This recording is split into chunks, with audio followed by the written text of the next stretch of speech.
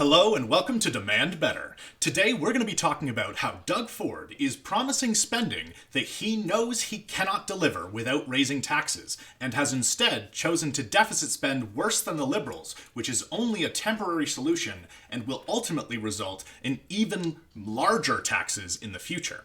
But don't take my word for it. This is true even according to economists and conservative-leaning newspapers like the Toronto Sun. This is Global News going over how economists all the way back in 2018, before the last election, were telling us that Doug Ford's PCs were almost guaranteed to spend worse than the Liberals and the NDP.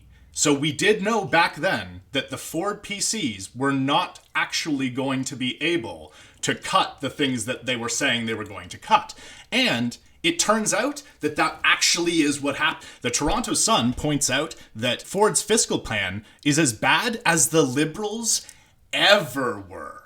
And not only that, this isn't coming from some progressive think tank. This is coming from a think tank that even the Toronto Sun refers to as fiscally conservative. So we're talking the most right-wing of the right-wing sources would agree that Doug Ford is going to deficit spend out the wazoo, and eventually the only way to cut that down is to raise taxes. Ford's PCs vowed to change that we were the largest non-national borrower of debt. So Ontario has an enormous amount of debt. Ford promised that he was going to change that. But even before the pandemic hit in 2020, going back to their first budget in 2019, they had already abandoned that promise, says study author Ben Eisen. Ford, like McGuinty and Wynne before him, believes that reducing the growth rate of government spending below the growth rate of the economy will eventually balance the books. The problem is, it didn't work for the Liberals, and it won't work for the progressive conservatives. So this is an economist telling us that the economic facts on the ground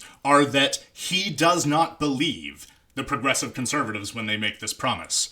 Also, even more recently, there was even more information that came out in 2022. So the last article I just read was in 2021. This one's 2022. And it essentially says that the problems are exactly the same going into this election. The budget that he tabled is absolutely one that is going to leave us in an enormous amount of debt. So if you care about the enormous amount of debt and think that maybe we should be taxing the rich and corporations to make up for that, definitely look into one of the other parties. But it is not only fiscally conservative economists like Ben Eisen that point this out. There have been multiple award-winning books that have pointed out these various facts, such as What's the Matter with Kansas and Austerity, the History of a Dangerous Idea.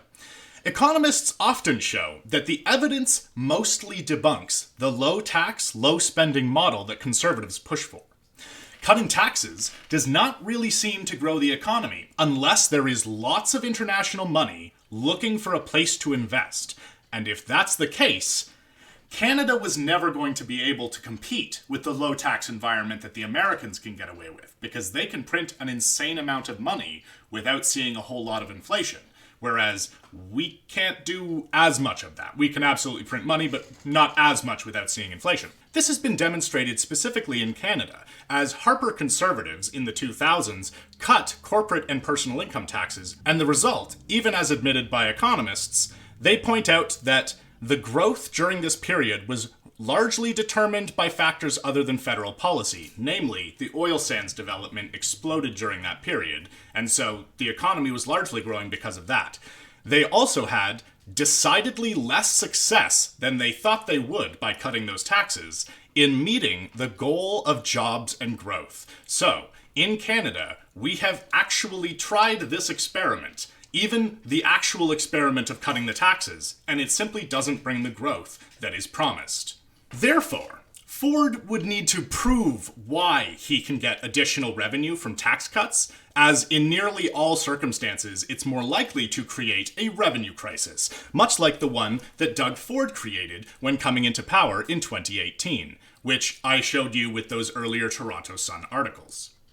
Cutting government spending also reduces the consumer spending and taxes that an economy receives, so it weakens growth, which then creates a debt to GDP ratio crisis for the government.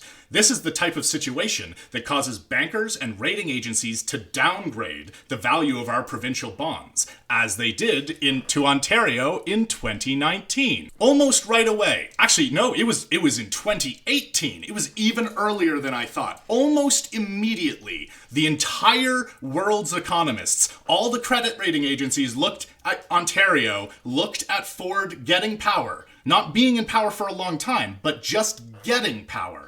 And they all went, ooh, that's not good. We'd better downgrade the value of Ontario's bonds. This is the situation that we are setting ourselves up for, again, if we vote for Ford in this election. If you care about fiscal responsibility, this is the man who will ruin the already meager fiscal responsibility that existed. So what's the most effective way to reduce deficits? Well, to raise taxes on the people who can afford to pay, namely the rich and corporations, not decreasing spending in a way that ultimately costs money. There are numerous examples of ways in which Ford tried to cut something and ended up costing us more money in the long run. For example, he promised that he would get rid of the Hydro One CEO because that CEO was being paid too much money. Well, once they got rid of him, which, by the way, they had to break his contract in order to do that, which required them paying him millions of dollars in severance for doing nothing. So not only did this public bureaucrat receive millions of taxpayer dollars, but the person that Ford had to hire as a replacement for the Hydro One CEO is paid similarly, because the problem was CEOs are paid too much, not that this specific CEO was paid too much. And in order to get a new CEO, you essentially have to pay a similar amount of money. So these are one of the numerous ways that Ford has costed us more money in the ways that he has tried to reduce spending. Clearly, he does not know what he's doing, and he should not be trusted to reduce the government spending when all he seems to be able to do is increase it. Conservatives not only have to pay for their wasteful spending, which I have other videos that discuss the numerous ways that they've wasted money creatively, innovatively. If there's one place where they know how to innovate, it's in how to waste government money. They also have to pay for their tax cuts for the rich, and the occasional bribe to voters, such as the recent multi-billion-dollar expense of giving car owners money for their license plate renewal. So tax cuts generally give more money to rich people than to the people who need a break from taxes, and this is by design. Cons must pay back the wealthy donors who gave them millions of dollars in 2022 to buy the election. Those rich people want a return on their investment, so the cons would never dare increase the taxes of the people who got them into power, even though those are the people who can afford to pay more tax. The money has to come from somewhere eventually.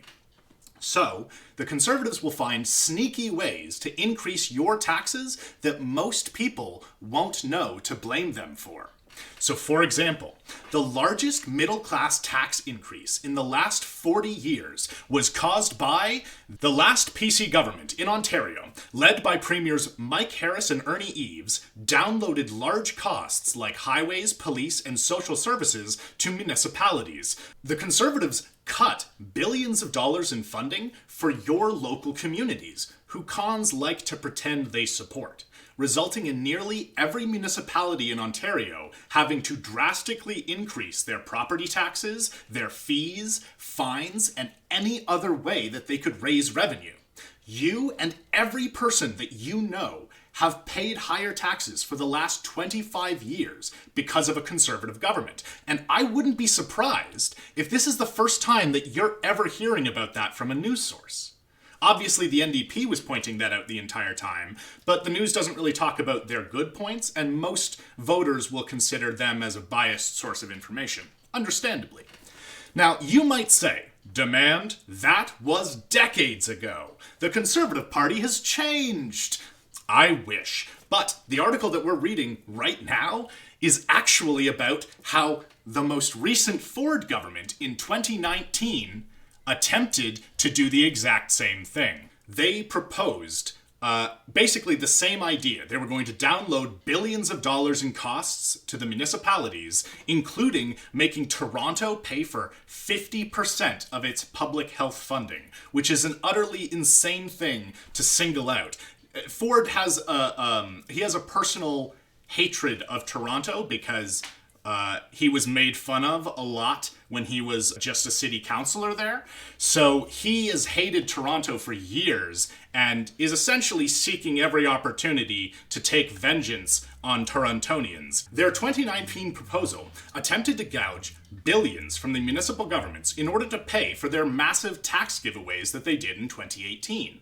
They wanted to increase your taxes again because Harris proved that the media is so forgetful that conservatives will not be blamed for people's rising costs and underfunded communities. The plan was so terrible that even economists, who are generally biased in favor of conservative policies, because they haven't really heard about what any of the leftist policies actually are, they've only heard about straw men of them, even economists pointed out that this would specifically devastate rural areas because they do not have the sort of tax base to make up the billions of dollars that conservatives were trying to claw out of your local communities.